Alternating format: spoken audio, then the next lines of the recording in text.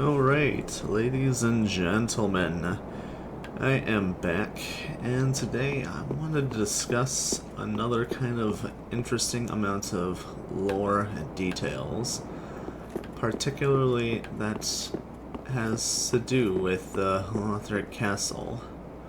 It's a little bit to do with this guy. Now, someone's probably just gonna suggest, just watch the Avadi video stuff, and I'm just like, I already did, but I think they're also missing crucial details to what is the actual storytelling. But, now, let's see. It's of course no mystery that, those are the Pilgrims of the Dark, more than likely.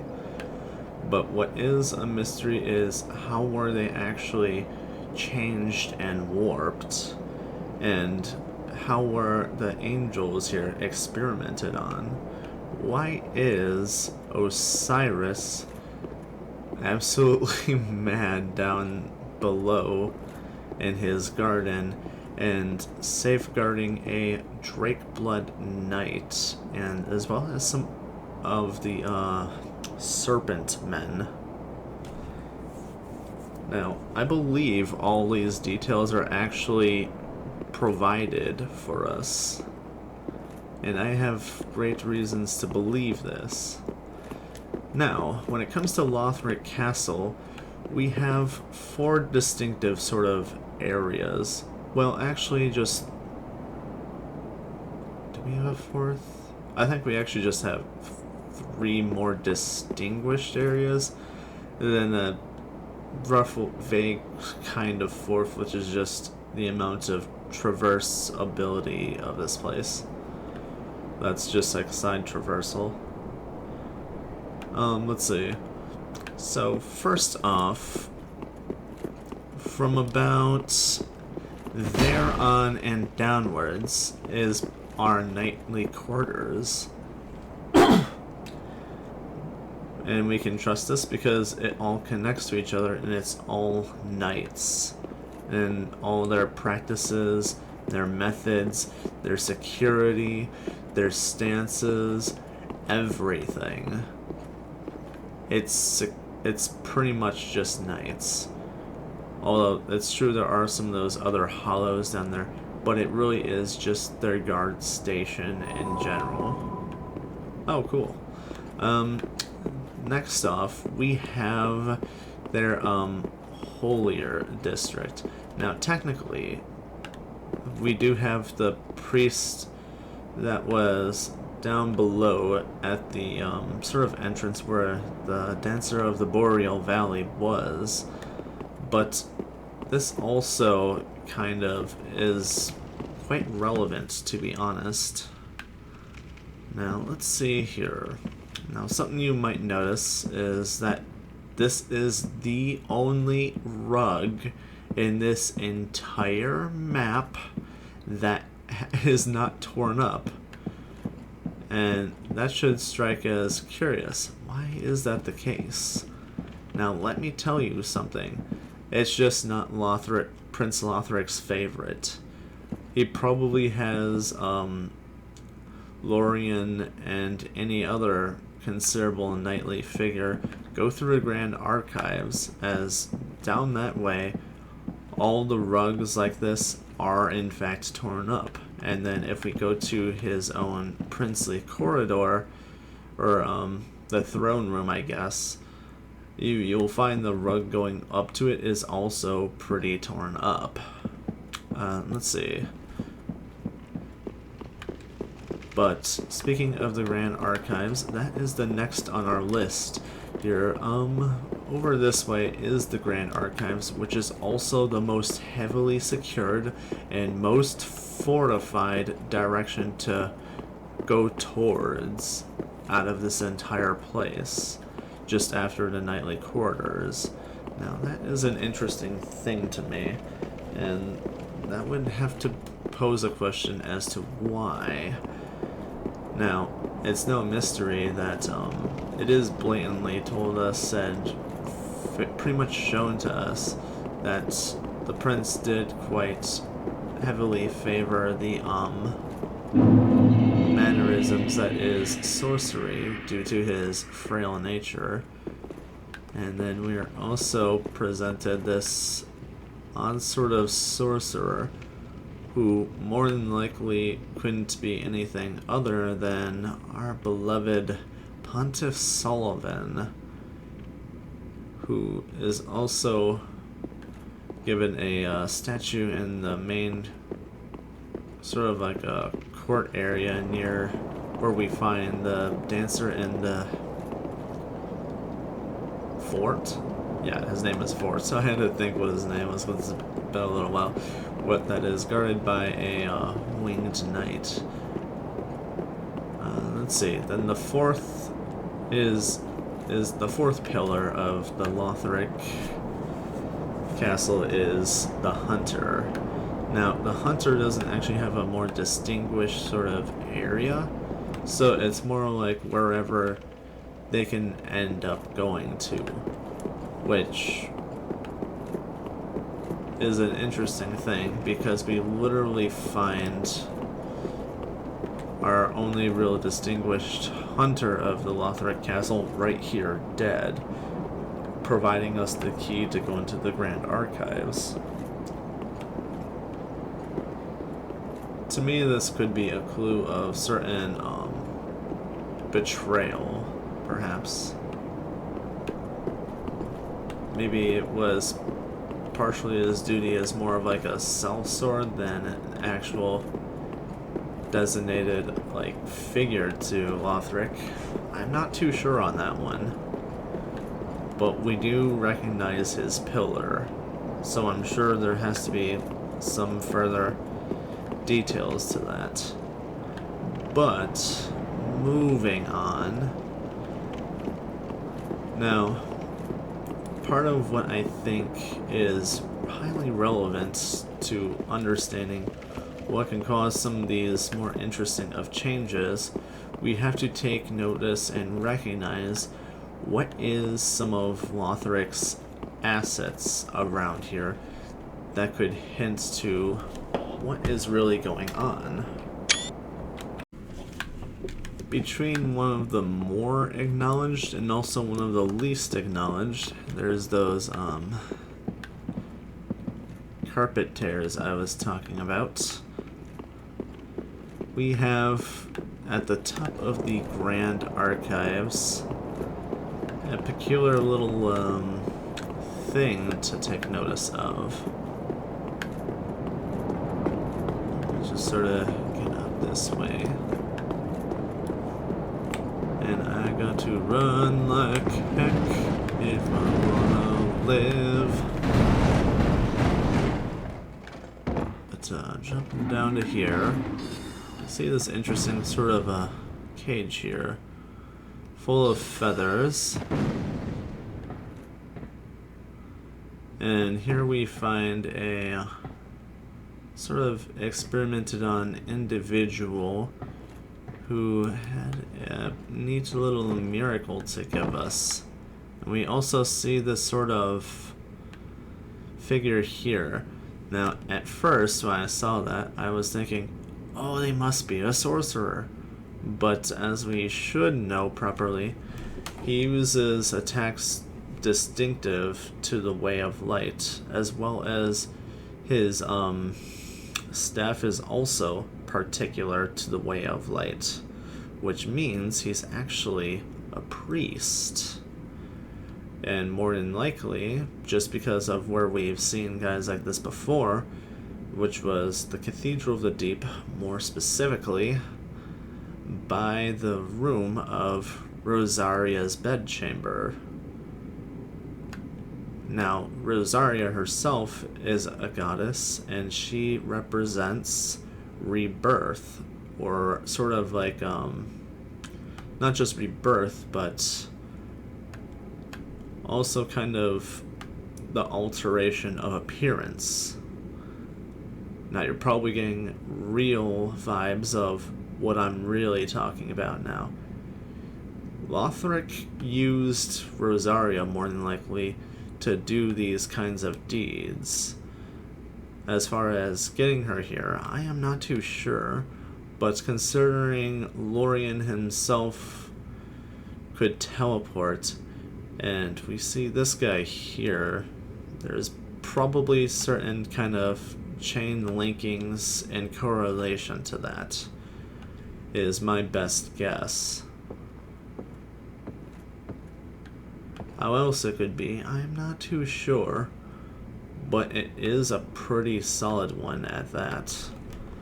That much is for sure. And we also, at both locations, we see these same sort of thralls here. And honestly, Lothric seems no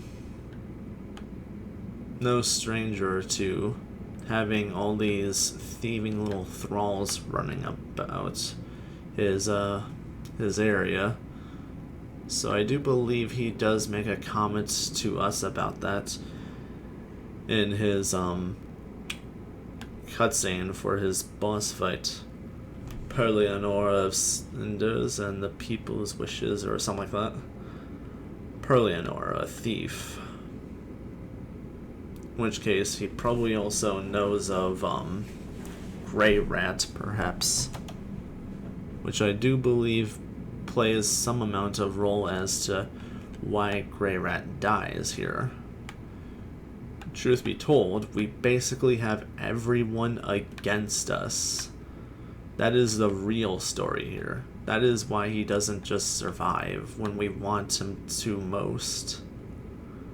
Because everyone and everything is practically against us here when it comes to Lothric Castle. Everyone is working together, whether you want them to or not. Let's see. Is this a safe spot to drop down? This looks safe enough. But just over here also was another interesting sort of sight to me. We see the 3 NPCs coming at us. One looked to be one of the Lothric hunters, perhaps. Another looked to be... Now, see, here's that statue to a sort of tree-rotting sort of oddball. Alternatively, it could be half-guessed, it could be Outreach, I suppose. But I don't see why that would be the case.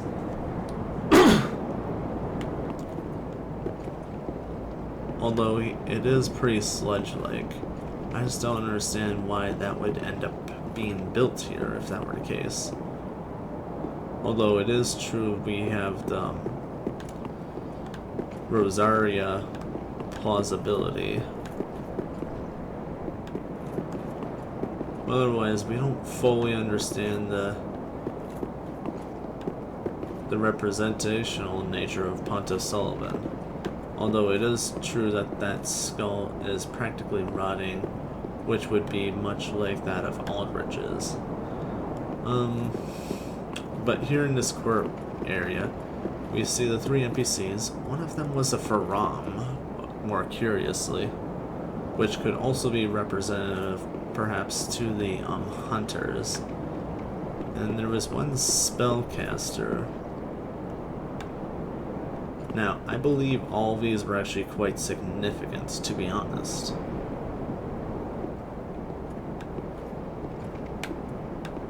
And for the Faram, an extra reason.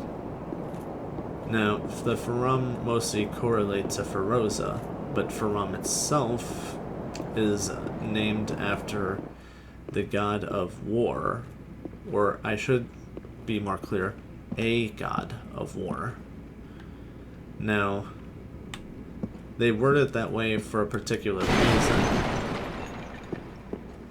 There is another entity at play to be recognized here, and that would be the Nameless King's influence. By all means, the Nameless King as an influence might be a bit of a stretch, but at the same time, it keeps coming back to him here. Like, let me show you what I mean. And let me really drive this point home. There's just so much correlated to the Nameless King and his dragons and things to do with his archdragon pique that we can't help but notice them time to time. Like, this here was one of them. One of the statues to the Nameless King that was thrown away, broken, stripped of its gold and whatnot, and shunned by Anne Orlando. For some reason, specially cherished, picked, and secured here in Lothric. And likewise, we find the Lothric Knights here have a tendency, a pretty decent tendency, of dropping these Sunlight medals. Now, they don't look to me like Sunlight Covenanter co-opers, although they probably have enough way in the way of light and cooperative combativeness to have probably earned them in some way. Similarly, we find the sort of drakes from Archdragon Peak here, two of them more particularly, but more odd-like. We see them with the sort of like the sort of thing that was coming up through like the pus of men is the peculiar detail. Now, I'm not 100% sure what that part itself could mean, but I have a sort of line of thinking as to how it could have gotten this far. Now, I feel like part of what it was is their understandings of history. Like, they probably still had some of the history that was upon the Nameless King, as well as his dragons and practices. What I think that could entail is that they tried their best to kind of get a hold of him.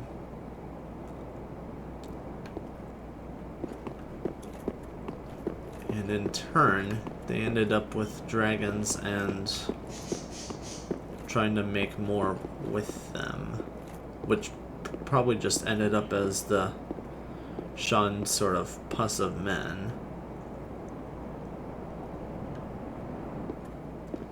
I'm thinking that's likely what the case is. But, let's see. Even at Archdragon Peaks, we find the Sunlight medals, proving it is that place and someone there is still of relevance to the way of sunlight. Of course, being the Nameless King. But, interestingly enough, just after this area, going towards what is more important to the Lothric Castle, is guarded by a Dragon Slayer armor. What that is the most best Dragon Slayer armor equipped, fitting to fight a god of lightning. Now, those of you who've probably seen the videos someone did of Nameless King versus basically all the bosses, one of which was that Iron Dragon Slayer armor. The Nameless King won that fight, so we know that's probably not actually going to work. Oh, cool. But, there is that. But interestingly enough, we also find Ornstein's armor at the Archdragon Peaks. Now, part of the reason why I'm not actually going that way is, one, I didn't actually clear him on this character. This character is level 30, and he just one-shots me like 80% of the time. But there isn't actually much visual evidence there, to be honest. We do see the man serpents there. We do see the variants of man serpents there. We even see the Drake Blood Knight from below. Speaking of, let me go that way a sec. But I think what was the real trick to trying to get in touch with the Nameless King was outright an efforts to sort of figure out how to get in touch with him. Now, first they probably tried the Sunlight Metals, and when that didn't work, they ended up just using that for prestige towards him socially once they could come across him. Now, if we come down this way of Osiris's area, we notice these man serpents here. As for why they are here, it's at first a complete mystery, but we do see Osiris demonstrating certain dragon-like features himself, and certain beliefs that he has this powerful dragon infant, Ocelot. Now, this is quite an interesting amount of these man serpents here.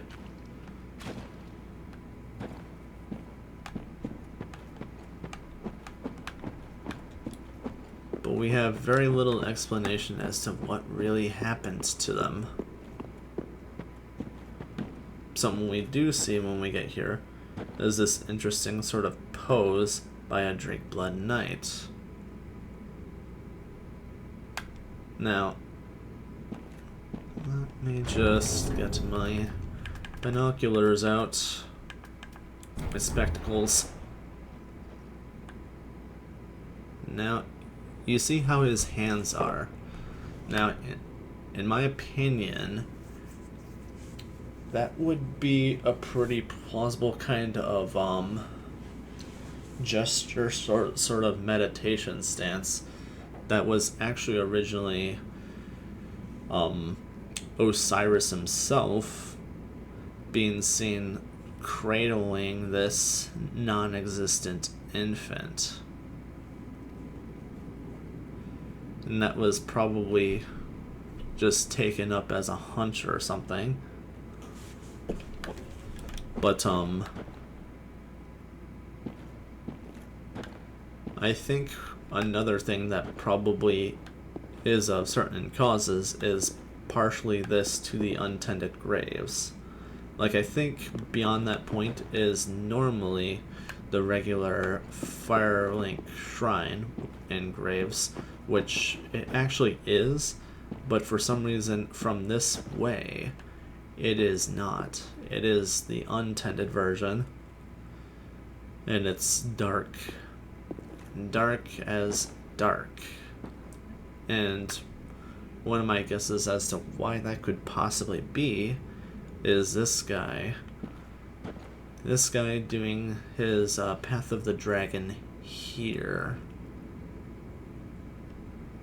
Like, maybe trying to get in touch what was the dragons. He saw the cradling nature of Osiris to what he believed was Ocelot, and decided to try it for himself. To me, this is a bit odd, but, you know, I'm sure it works to an extent. Just that way. But I'm sure location also kind of matters. In turn, his doing it there probably caused this, in my opinion. Where in his distortions to entwine and connect himself to the Archdragon Pique, he probably set forth this interchanneling that goes to Firelink Shrine in its untended, dark, distorted version.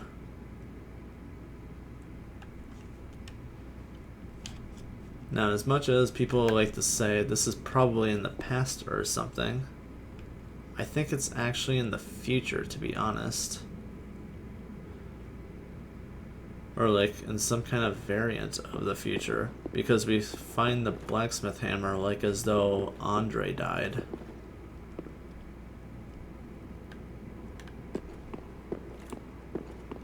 But I'm still not too sure about that. But I do highly believe it is related to this guy being here like this. Either that or this place was specially sacred in transitioning as a portal way, and maybe he thought it was the more perfect fitting location to try to transcend to the Archdragon Peaks in that manner.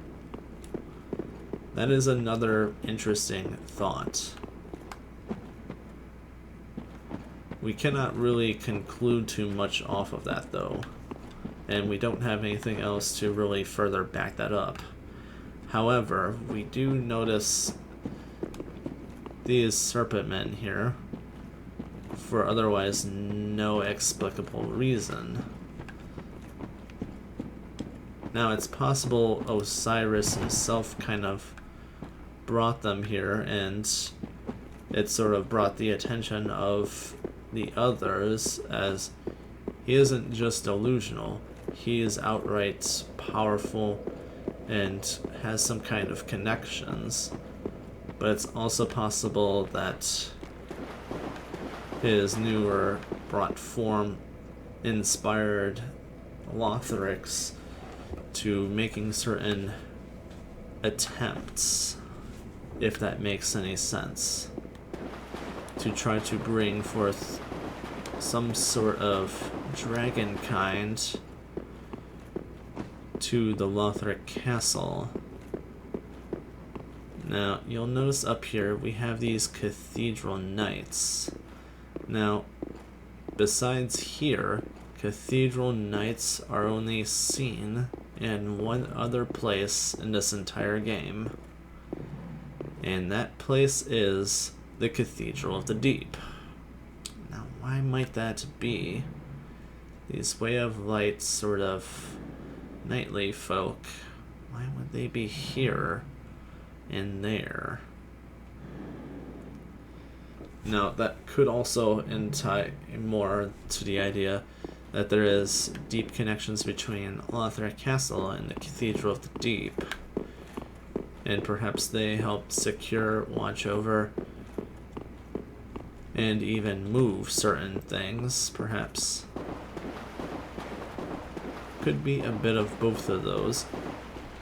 But the next location you see them at the Cathedral of the Deep is generally heavily surrounding the more accessible entryway to Rosaria's bedchamber, believe it or not. Coincidence? I think not. But not only that, on the more recent, and I kind of learned that at the dungeon of Irithyll, there is those sort of wretches that were described as more than likely man serpents stretching while I'm trying to speak. And it was kind of addressed and pointed out that the weapon they use correlates to dragons of such, and to the Archdragon Peaks and man serpents, which had me a sort of thunk. Perhaps what really went on is to try to get further and further closer to information and the dragons of Archdragon Peak for Lothric Castle and what else they could get in closeness to it, as well as the Nameless King there. They probably used sort of experiments of sorts, those wretches, and I mean, to me they kind of like screeched like children or babies. What if they were used as a way of entry point through Osiris as like an information thing, and as they got older, as his delusionalness kept taking over, they ended up this way more and slowly grew, but more so took more of their growth and shape because of this area. Like maybe they were used in rituals. Like this thing as is to me looks pretty ritualistic. I'm not entirely sure what it is for though. Like this area in general looks pretty ritualistic, to be honest. So I really do think there is some plausible optional takes in this.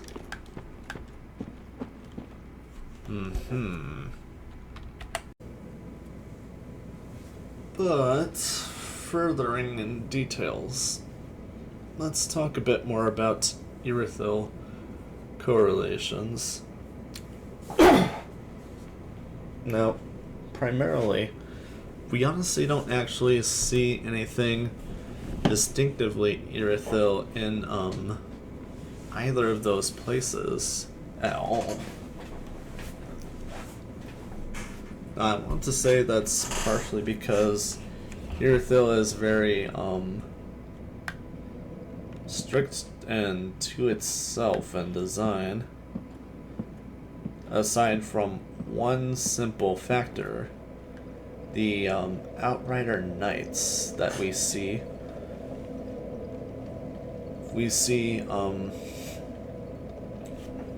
the Dancer and Forts of the Boreal Valley at Lothric. We also see two Outrider Knights at Lothric Castle, particularly at let's see.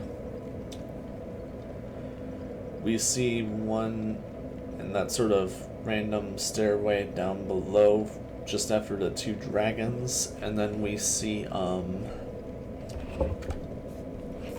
one in the Grand Archives.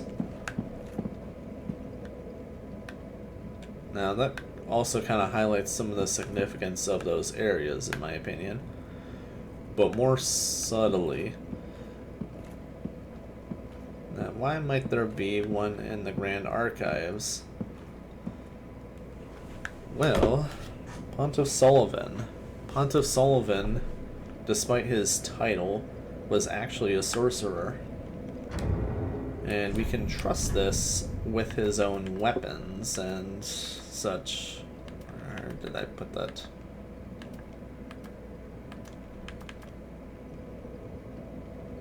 Profaned Greatsword.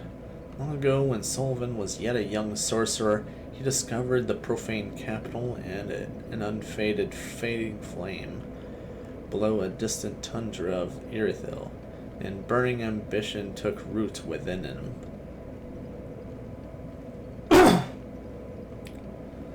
Now, in general, a lot of what he is has to do with sorcery. In fact, he himself is a rather tree-rooted individual in design, if you look him in the face. And it is mildly suggested that he is from the painting.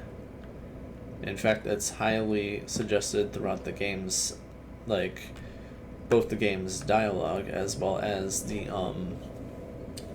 items and spells you find about, that he is in fact from the painted world of Ariandel, specifically the tree woman and bottom of the one area where there's the giant ice crabs.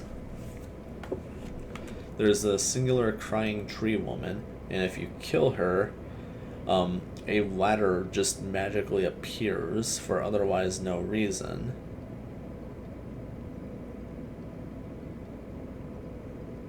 So I want to say some of the lore was that she herself hid the ladder,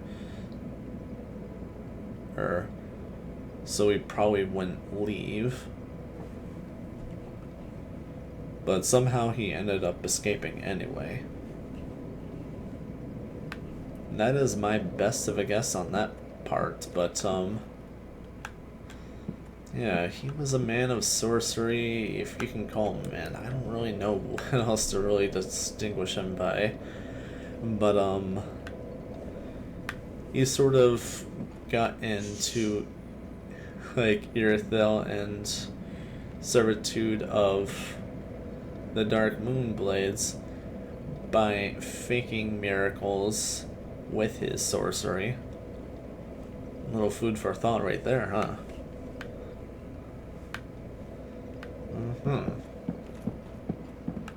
So, outright, he's just, in general, just straight up a sorcerer. We also know that Prince Lothric was moved into his path of action by his favoritisms of sorcery because of his frail nature. And likewise, he was influenced by, in fact, a sorcerer. Now, I'm actually inclined to not believe it was the Pilgrims of the Dark that did this. In fact, I think it's actually just straight up Pontiff Sullivan, because there was the old stumped hag at the Dragon Heap's beginning, and it is sort of believed that she was more than likely like a wet nurse to Prince Lothric, and she even comes to know Prince Lorien, Lothric's older brother, by something. His twin brother, who's considered the elder one. I don't know.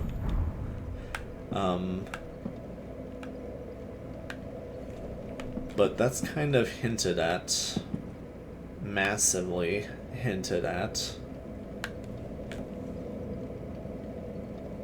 So I am very inclined to believe it would have definitely been Pontiff Sullivan that influenced him. And in turn, we see the statues at Lothric Castle.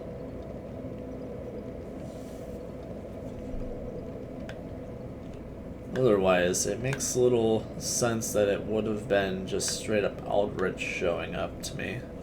Especially as he was considered... He wasn't really outright declared a sorcerer, as he did come from, in relativity of, Rosaria to an extent, and was worshipped in what was practically considered a holy place. Shut up, phone. But, that would mean he wasn't just directly a sorcerer as much as he was quite powerful and used mostly more magic and nature of things. But he was also using things more so that also require an amount of faith, to be honest.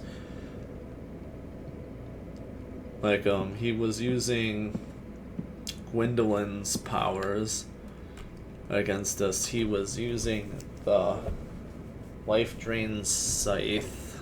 I don't actually know if I have that spell.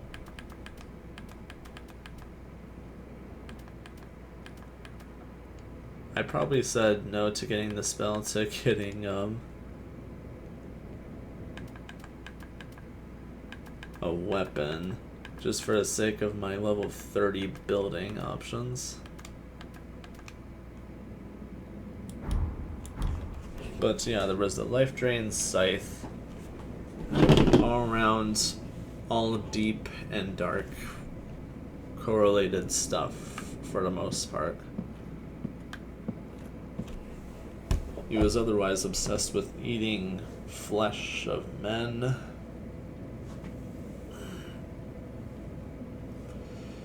And by the time we met him, he was halfway through consuming a god.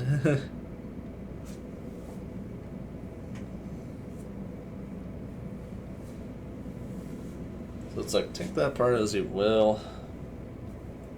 But it does mean that he is operating with an amounting of faith.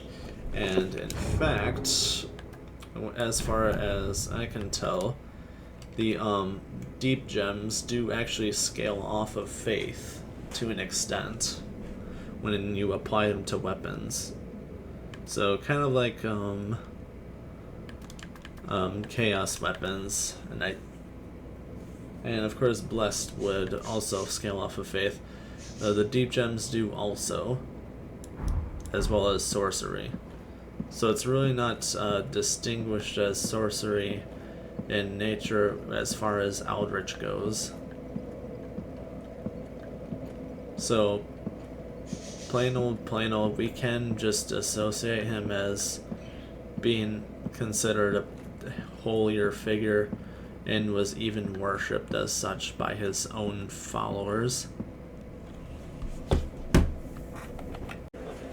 Being technical though, pretty much on the way between the Cathedral of the Deep and Irithyll. Or not Irithyll. And, well, I guess technically Irithyll. At this peculiar little area on the way towards Lothric Castle was the other Outrider Knight.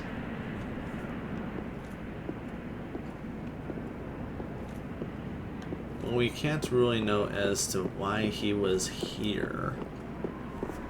To me, this was actually pretty peculiar and didn't really make much sense. But I half suspect it could have been to, like, better separate who can just simply pass and go by the watchful eyes of Pontiff Sullivan. That is my, at least, speculation. Because he did actually have quite a lot of restrict abilities going on. Like, just at the entrance of Irithyll was a sort of barrier where you were required this adorable little doll in order to enter. A young squire.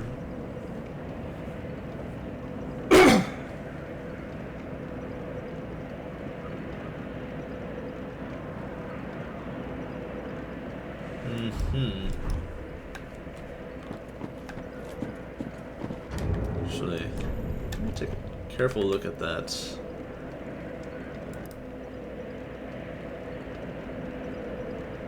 Now I'm trying to tell if that's supposed to be like a crescent moon in the design, or if that's supposed to kind of be like the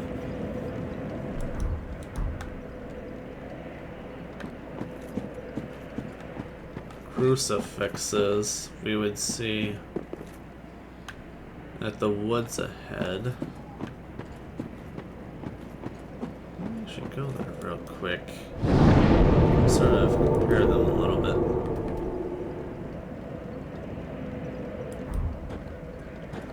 I want to say it's supposed to be like a crescent moon because the dark moons were pretty important and vital to both Anne Orlando and as being ahead of to that of the pontiff technically. But something we do notice here is that there is in fact that gap on that side. And then there is a moon going through like that.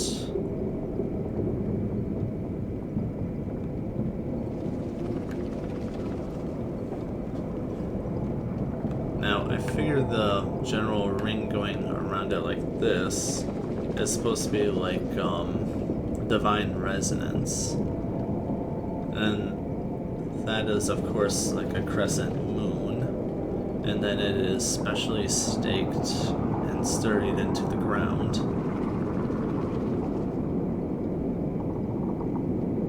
So I think that is part of what that is in symbolism. As for this one, I think it's just half made. Like maybe like maybe they ran out of wood in a forest. I have no idea.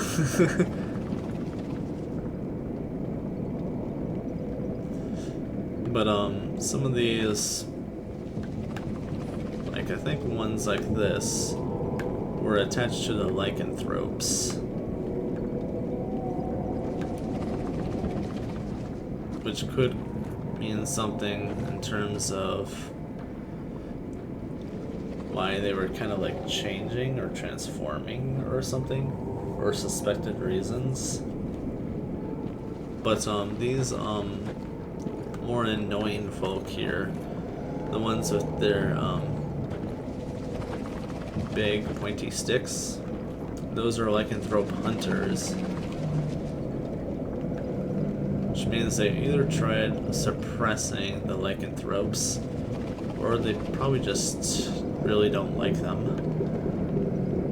and kind of deprave themselves in their fear or something.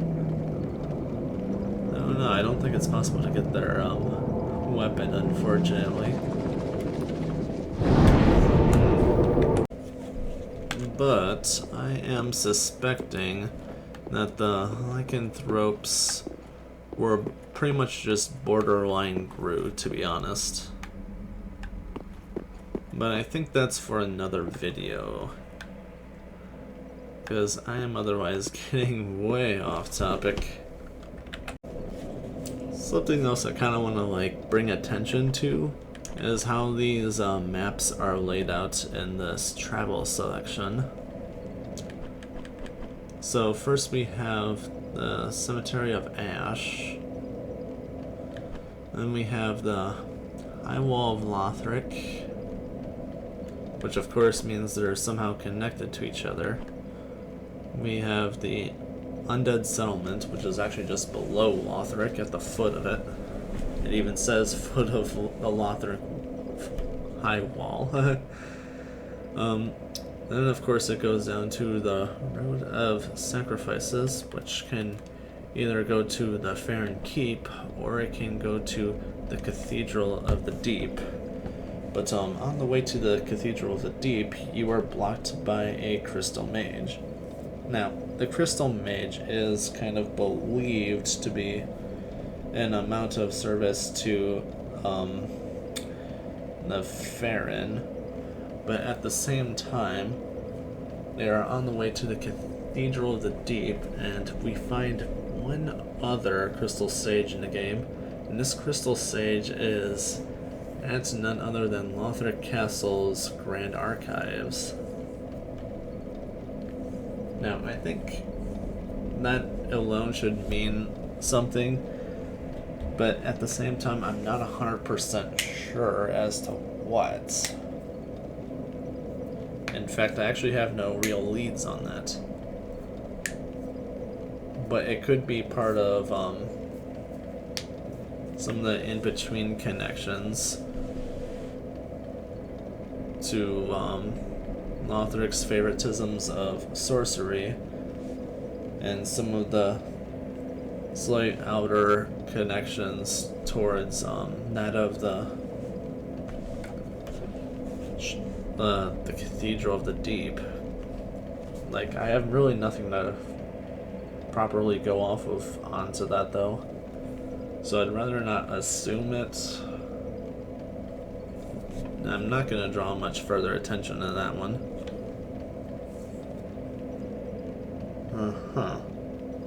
Something I do think is weird though is that we find Slave Knight Gale at the Cathedral of the Deep. Now, we really don't have any reason for why he should be there, to be honest. But maybe... I think they probably just wanted to bring some kind of attention to some of these oddball places, and figured oddball places for the oddball people or something. But that's a bit of a wild guess, really. But at the same time, we do know of Pontiff Sullivan's connections to the painting and his connecting ties with Aldrich in some way, but we don't quite understand the Aldrich nature too well, as much as he helped feed Gwendolyn to him and helped Aldrich into Anne Orlando in some way.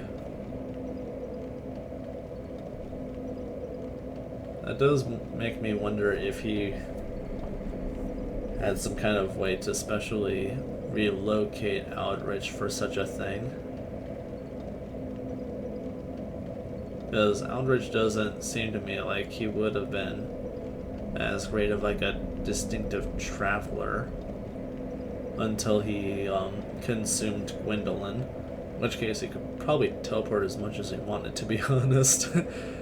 Because if you remember the Dark Souls 1 boss fight, Gwendolyn liked to teleport quite a lot, and it was actually quite annoying, to be honest.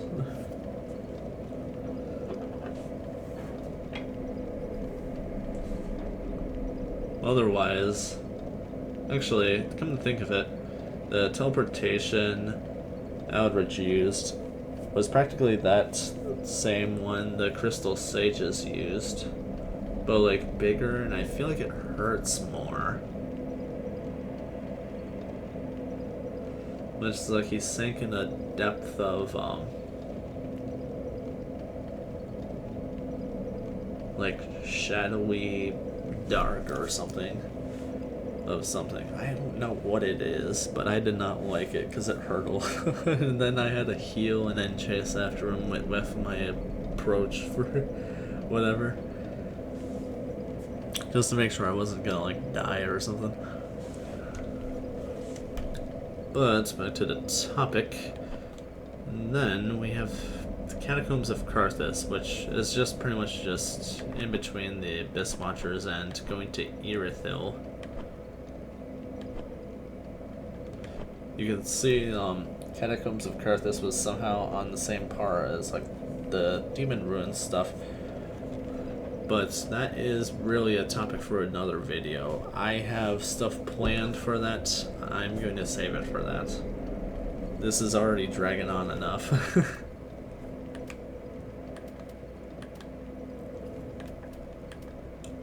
But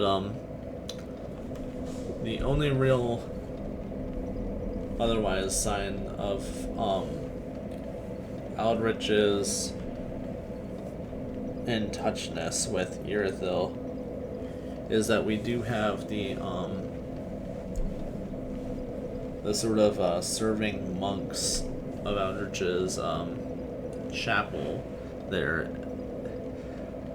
as well as like this hidden thing of his faithful at Irithyll, just on the way to Anne Orlando. And then we see like Aldrich's entourage in Anne Orlando's interior.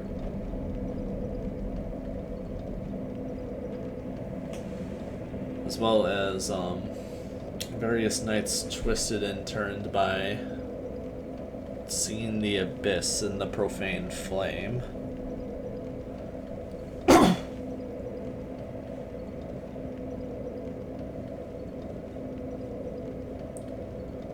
but I think what really happened is that Aldrich actually ate... He more than likely ate, Gwendolyn in his own proper room, where his,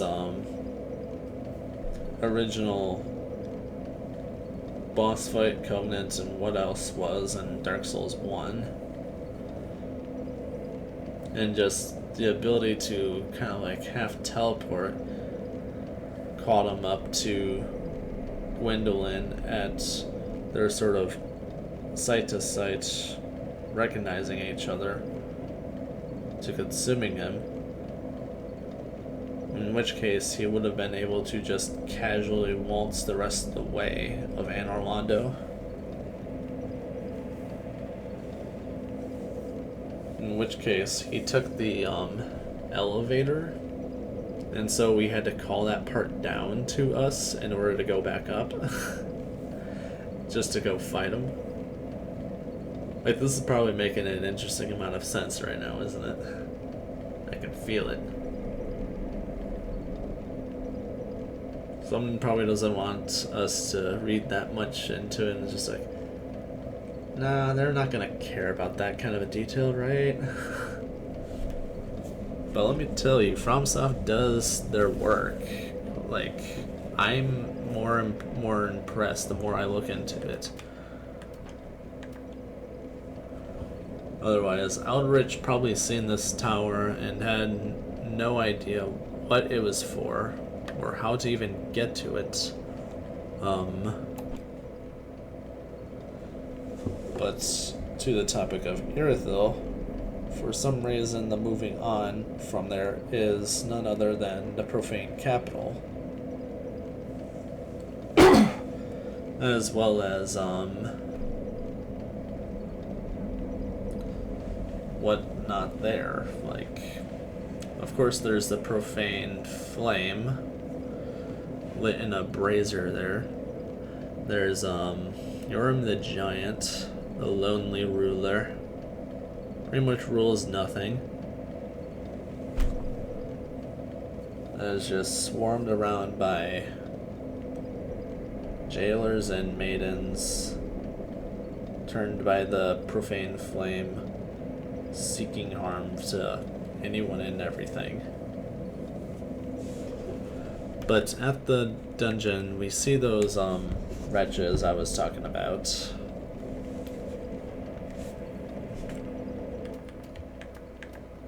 And then after conquering the dungeon, we get summoned with miracle type magic to Lothric Castle, fight the dancer, then we traverse the castle, and we are likewise also able to go see Osiris and beat him up, take his lunch money, make fun of his kid. The works. From there we get the ability to return to Irithyll dungeon and transcend to the Archdragon Peak if we so desired. Which I almost want to say we were probably supposed to do, like, before the Lothric Castle. But I'm thinking they probably put these in this order for a particular reason. But through Lothric Castle, of course there's game leveling and structuring for that. But I think there's more reason to it than that. I think it is just an intended, purposeful order for storytelling and world building sort of recognition.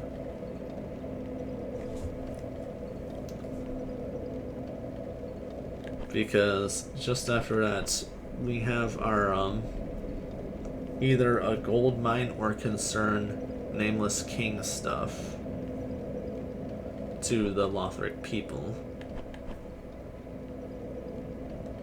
And then it just jumps straight to the kiln stuff and the DLC stuff.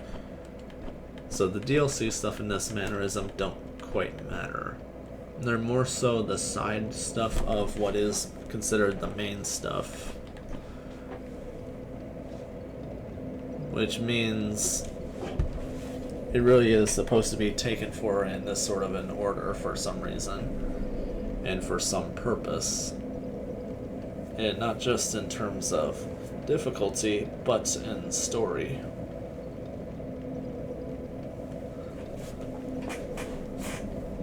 So there's our sort of chronological order take in terms of the mapping. Something I've been meaning to double check is what the details are on this armor, which was actually quite an impressively lucky drop, because in my first playthrough, my first character I should say, like there were like some 100 something. I've never gotten a Cathedral Knight armor. I was so horrified about that. Let's see, massive iron armor worn by knights serving the Cathedral of the Deep. Repulsive creatures of the deep are sure to attract the foolish, but the Cathedral Knights are prepared to meet such intruders head on with their more than ample might. And they also use magic specific to the way of light on like their swords and that.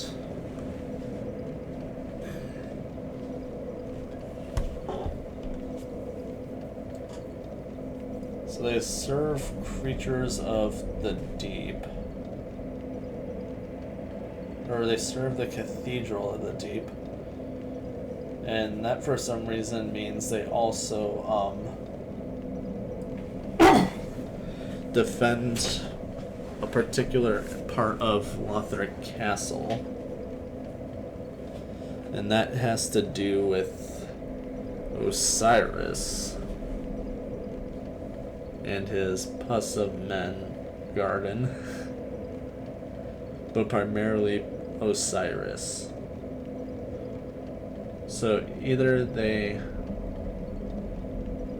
seen him as a means to their ideas of the deep, or it was part of their mission in collusion with Lothric as an importance, is my best guess.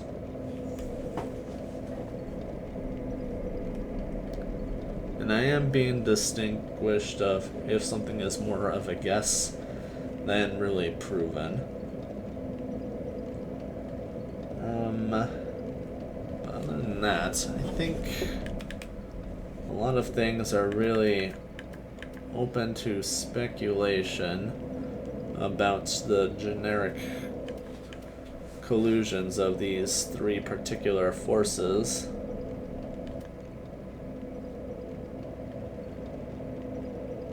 Like, we have the Watchers of Farron. They don't seem to have any sort of connections with them. And in fact, if anything, it's probably quite the opposite. They probably straight up hate them, but have no real means of, like, getting in to deal with them. So they probably just camp on top of Karthus instead. No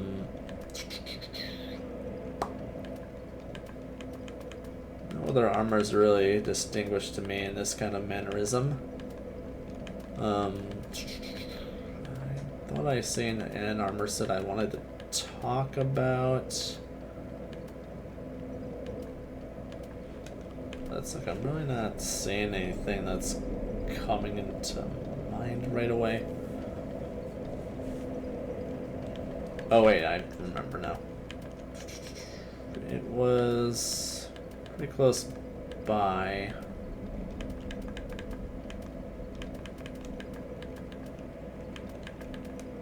This one. Armor of the Drakeblood Knights, worshippers of the blood of dragons. The red cloth is said to symbolize their yearning for blood. The dragon worship has captured the hearts and minds of warriors across the lands for many ages. Perhaps such warriors are attracted to doctrines of few words. Now, that means they're probably just hyper-aggressive individuals seeking for glory of battle, of blood, of victory, and triumph.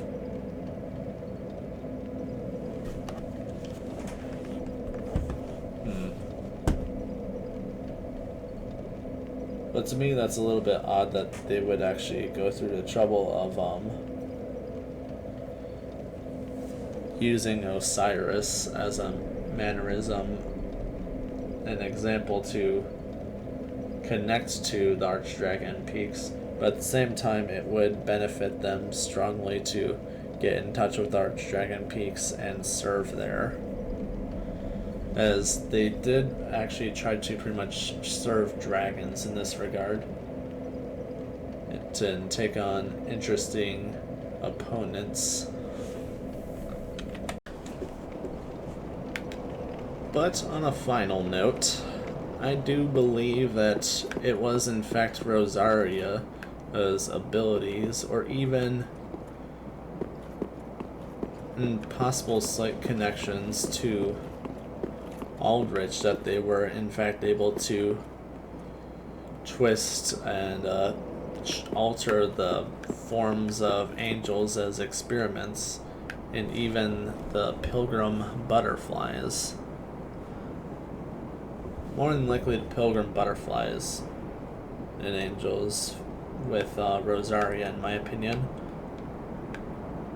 Otherwise, I feel like more things would probably be more sludged and slimed over. And maybe like more man-eating or something. I have no idea. We also don't really see any of anyone who really directly serves Aldrich here. So I'm inclined to think that is not really quite the case, that Aldrich is directly correlated to the prince, but more so Rosaria and the Cathedral Knights towards some of their stuff, because they serve creatures of the deep. Perhaps they thought Osiris might also fit some of that. I am not entirely too sure.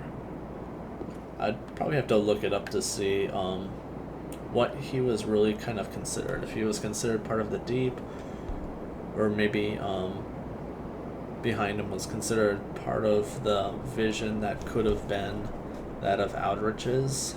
I am not too sure. But I think the amount of details we can kind of like soak in and try to like make a sort of sense with is kind of staggering and almost overwhelming. If I don't know, I had more sleep or something this night. I have no idea. But either way, it's been kind of fun. It is most certainly fun to kind of like look into and kind of play around there, like putty in the hands or doodling on a paper or something. But you all have yourselves a great day, and bye bye.